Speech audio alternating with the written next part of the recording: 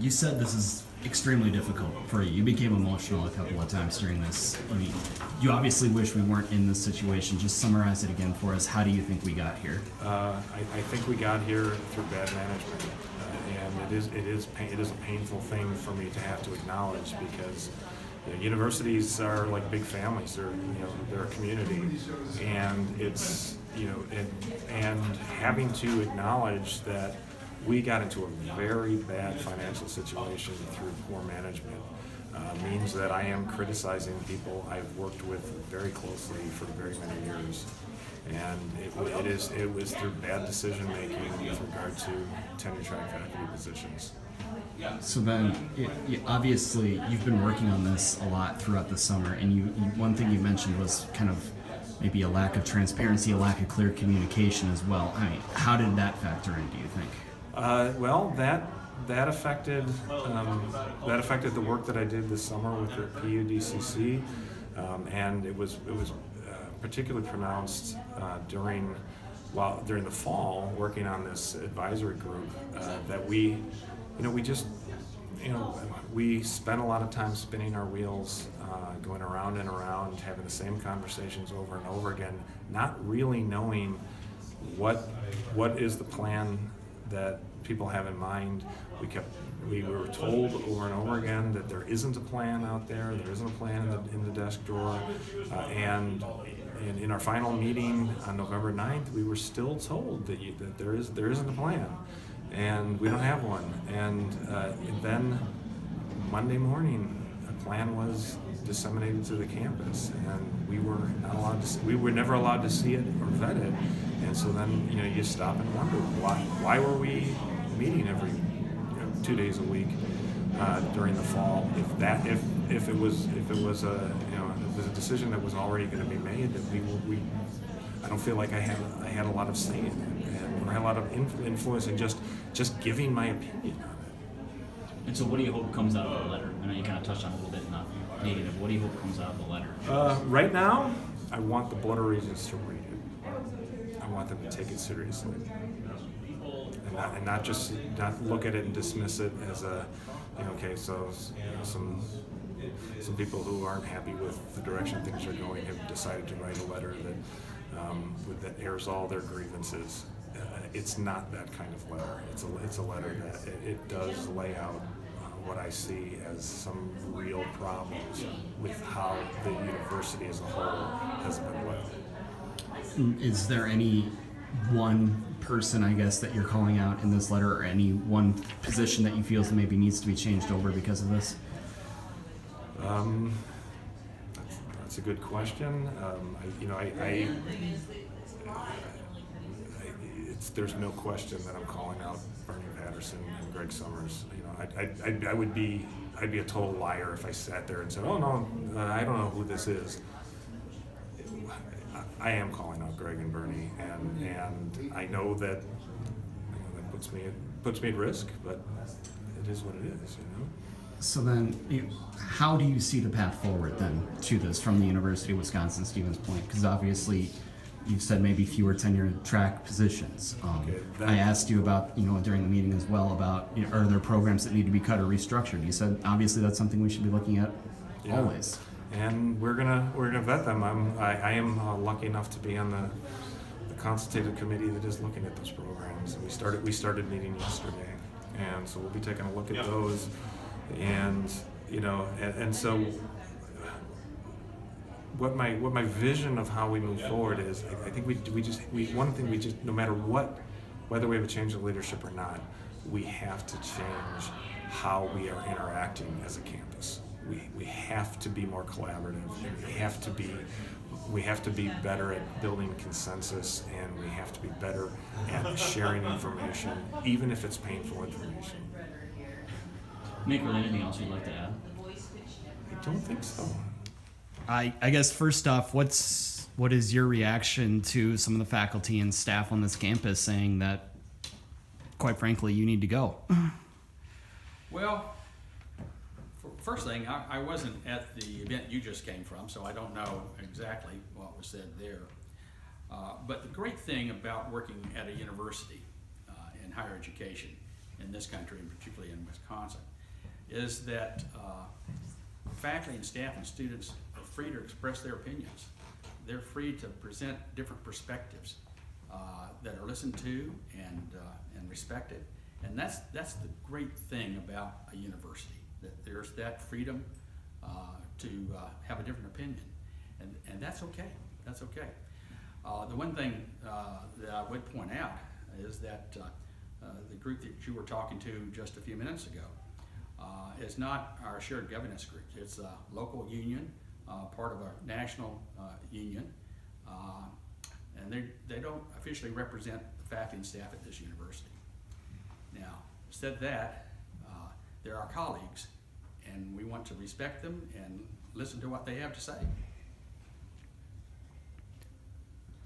So kind of going off of that, so about over 100 people that signed it that are current and former, faculty, staff at the university, and maybe some students.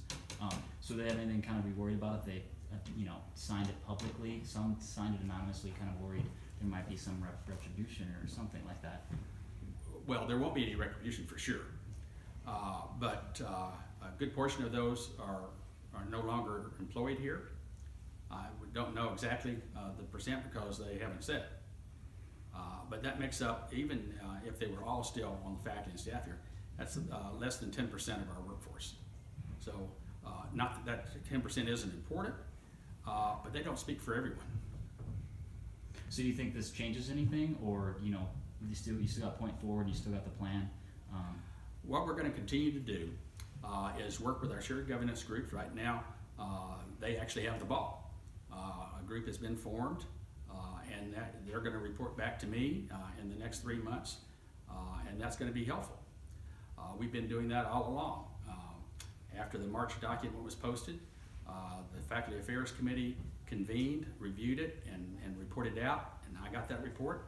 After that, the Student Government Association did the same thing, and then after that, a third group convened in the spring and worked through the summer very hard. We have their report, and now the fourth group worked September and October with the provost. They provided valuable feedback, and now I guess it's a fifth group that is looking at this, and we'll get their feedback as well. But in addition to what has been done in the official structure, the first thing I did back in the spring was to sit down with every program that had been recommended for or proposed for discontinuance, the 13 majors, and I went to their departments and sat down and had conversations with them. That still continues. I'm meeting individually now with faculty, and we're starting to meet with each department on campus as soon as this Friday is the first of those meetings.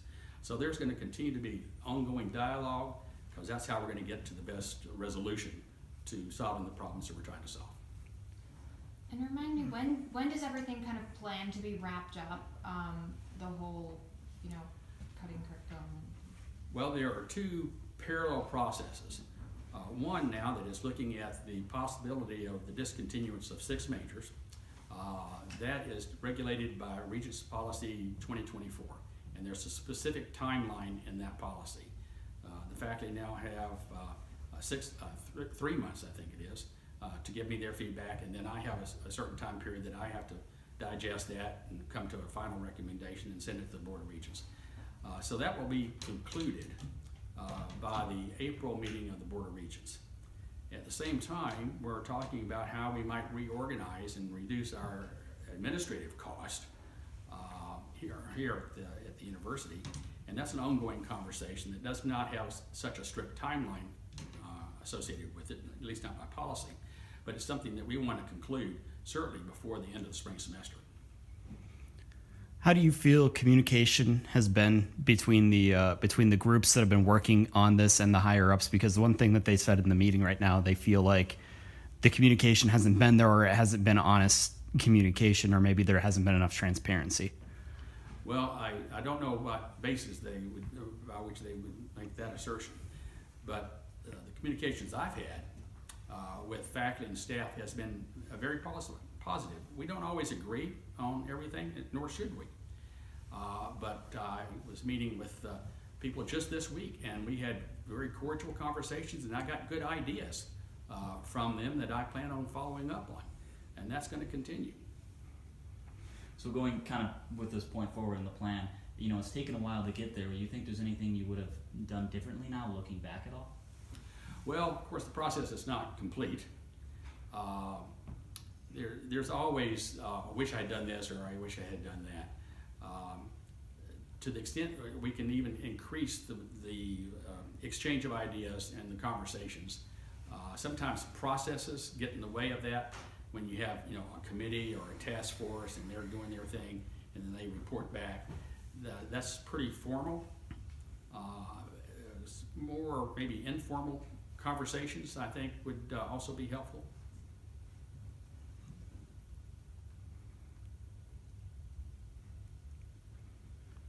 So with them saying kind of, you know, there was a little lack of confidence. I know you kind of touched on it before, but you know, you said it was only about 10% or so of, you know, people that work here at UWSP. But how do you feel, you know, you can, you know, talk to them or reach out to them or, you know, remedy that if they feel a lack of confidence in the administration? Well, I was talking with some of them as recently as this week, and we had, I think, good conversations, and those will continue. I've gotten emails from faculty and staff. I try to respond to those, but I prefer not to have a long email conversation because I don't think that's a good way and an effective way to communicate. I'd much rather do it in person, face to face. So then, have you read the letter yet that is going to be submitted to the Board of Regents? Do you think that there's any degree of truth to it? Or, I mean, if you haven't read it, do you plan to read it? I've seen earlier drafts of it, and it's, you know, it's open to interpretation, for sure.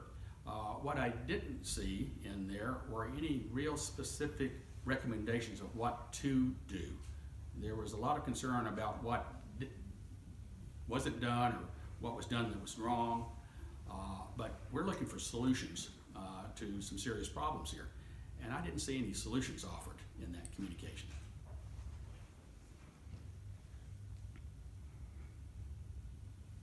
And Chancellor, if enough people had signed it, or if enough people, you know, kind of an outcry, would you step down at all? I don't quit. I never quit. And there's no reason to. This is a great place. I love this university. I love the faculty and staff that are here. I love our students. This is who we are and what we do. And I could not be more proud of the people that work at this university. And so I have no intention of leaving. Anything else you'd like to add? I can't think of anything. Nick, can you think of anything?